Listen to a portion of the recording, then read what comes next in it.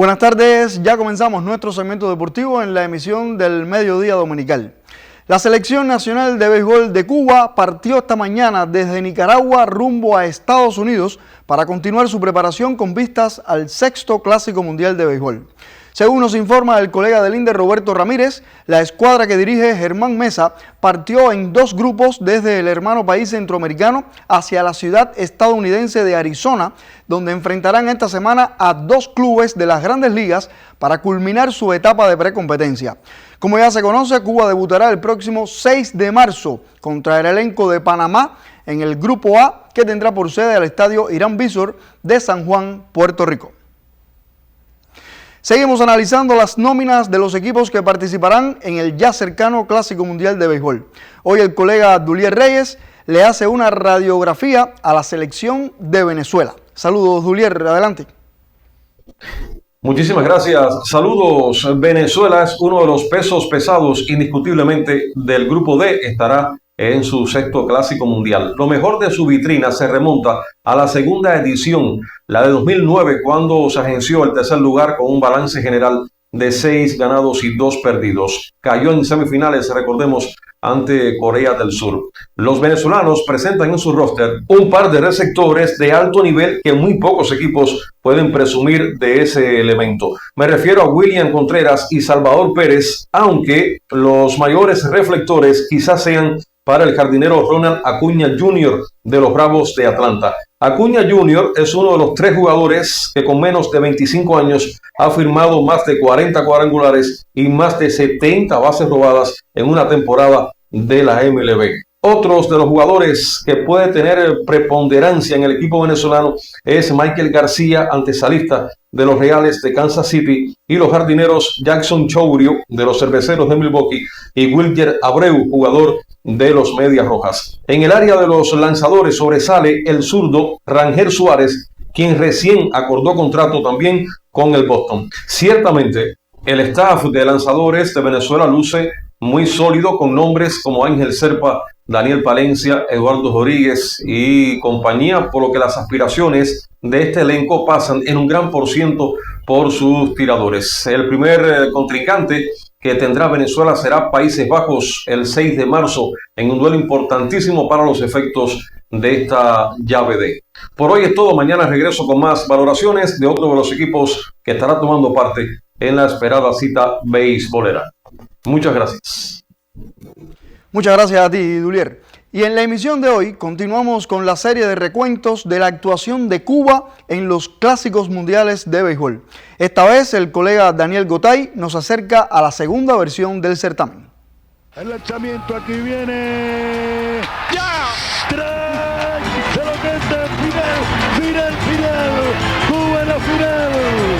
Tras alcanzar un histórico subtítulo en el primer Clásico Mundial de Béisbol, Cuba llegaba a la segunda edición con el muy difícil reto de igualar o superar lo conseguido hacía 3 años antes. Una hazaña que a priori se antojaba prácticamente imposible. Para ello, Higinio Vélez conformó el que para muchos ha sido uno de los mejores elencos antillanos en estas lides, con varios jugadores que tiempo después estamparon su huella en las Grandes Ligas. Los nuestros finalizaron invictos la fase de grupos tras vencer a Sudáfrica, Australia y México por ese orden. Tira y conecta un batazo al centerfield, va atrás, se va. ¡Se fue! ¡Honronazo por el mismo centerfield! Su tercero del campeonato. Cuba le propina knockout a México. Pero en la segunda ronda se dieron 2 veces ante el todopoderoso equipo de Japón. A la postre, campeón por segunda cita consecutiva.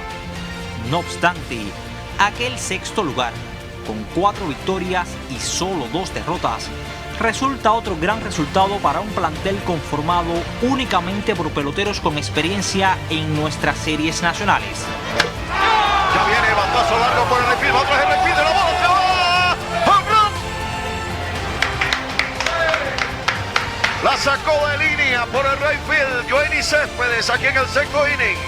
Por detrás se ubicaron, entre otros, República Dominicana, México, Países Bajos y Canadá. todos con jugadores probados al más alto nivel. Entre las notas más distintivas para Cuba estuvo la inclusión de los jardineros Frederick Cepeda y Yoenis Céspedes en el equipo todos estrellas del torneo, aunque no fueron ellos los únicos que se ganaron el respeto de la afición y la admiración incluso de varios scouts de las grandes ligas. Saca Ronnie por segundo de frente, se va a acabar. Olivera, tercerao, victoria cubana. 5 carreras por 4 frente a Australia. Daniel Butay, Canal Cubano de Noticias. Sí, señor, cómo no, tremendo relevo hecho. A propósito del béisbol, el INDER acaba de publicar en su sitio digital HIT una información detallada donde explica que el trato discriminatorio de Estados Unidos contra el equipo cubano de béisbol es parte de su agresión contra Cuba. O sea, está incluida en su agenda.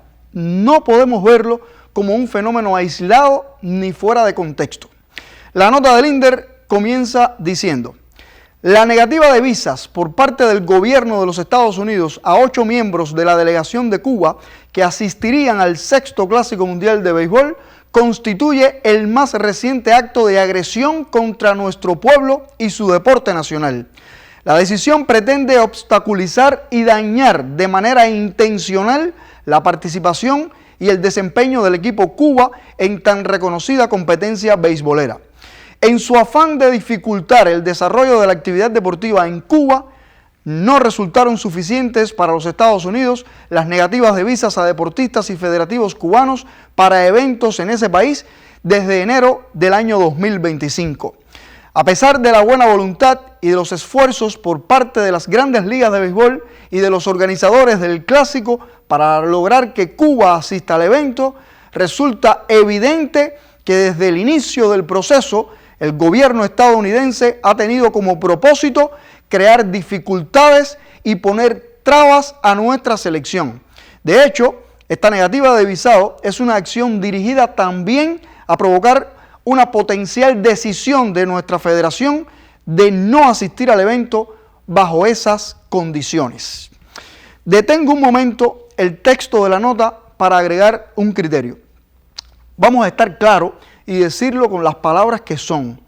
Los gobernantes de Estados Unidos y todos los enemigos políticos de nuestro país lo que querían es que Cuba no asistiera a este Clásico Mundial de Béisbol. Han hecho todo lo posible, pero con mucha cautela. O sea, ellos deseaban que la decisión fuera de Cuba.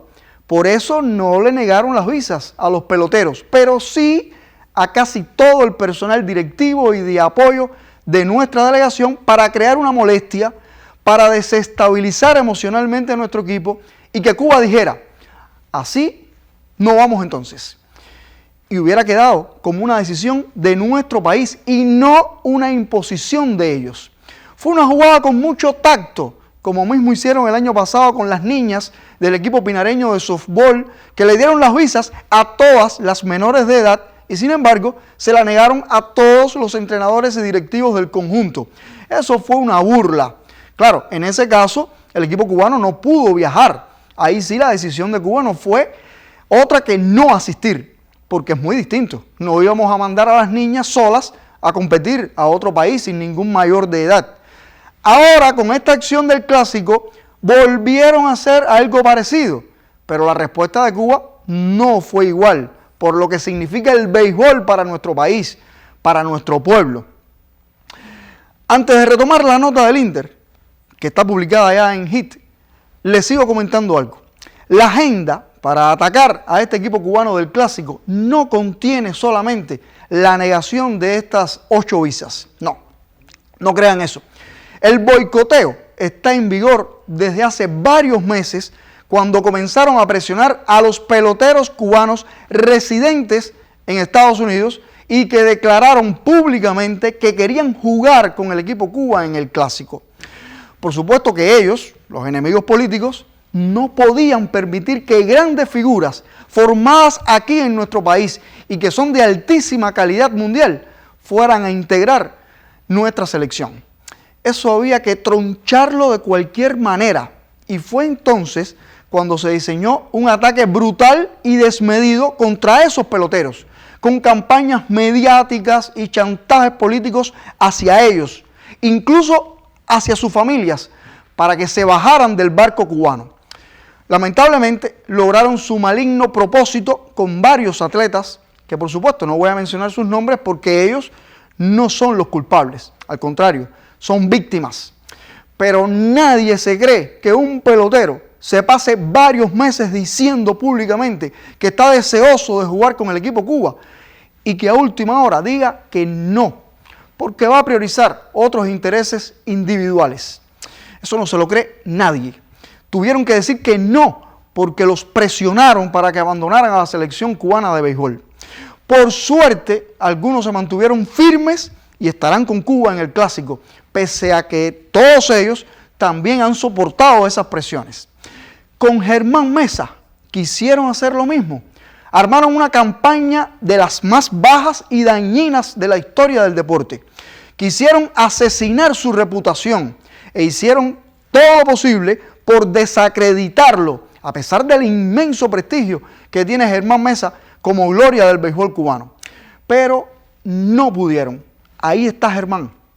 Y no le negaron la visa de entrada, porque como les dije ahorita, la jugada de ellos es con mucha cautela, para que no parezcan ellos los culpables.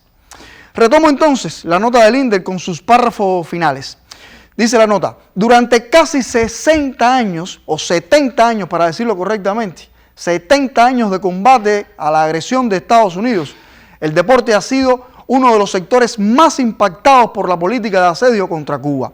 Hace 60 años, como ven en estas imágenes, el deporte cubano protagonizó la histórica epopeya del Cerro Pelado, cuando el mismo gobierno que hoy nos agrede quiso impedir en aquel momento que Cuba participara en los Juegos Centroamericanos y del Caribe de San Juan, Puerto Rico, en el año 1966.